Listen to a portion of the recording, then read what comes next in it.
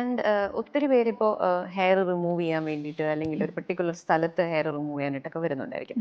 And എന്തായിരിക്കും അവരുടെ ഒരു ബേസിക് കൺസേൺ ആയിട്ട് അവർ കൊണ്ടുവരാറുള്ളത് ഡോക്ടറിന്റെ അടുത്തേക്ക്? ഹെയർ റിമൂവിങ് ആണെങ്കിൽ ഹെയറിന് ഇപ്പോൾ കുട്ടികളെല്ലാവരും ഹെയറിനെ പറ്റി കോൺഷ്യസ് ആണ്.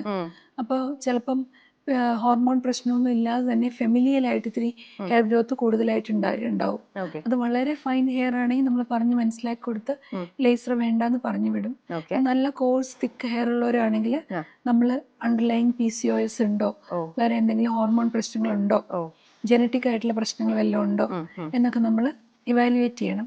അപ്പോൾ ഹോർമോൺ ടെസ്റ്റുകളും USG പെൽവിസും ഒക്കെ ചെയ്തിട്ട് ഹോർമോൺ പ്രശ്നം ഉണ്ടെങ്കിൽ അണ്ടർലൈൻ ഹോർമോൺ പ്രോബ്ലം നമ്മൾ ട്രീറ്റ് ചെയ്തുകൊണ്ട് വേണം നമ്മൾ ലേസറും കൂടെ ചെയ്യാനായിട്ട്.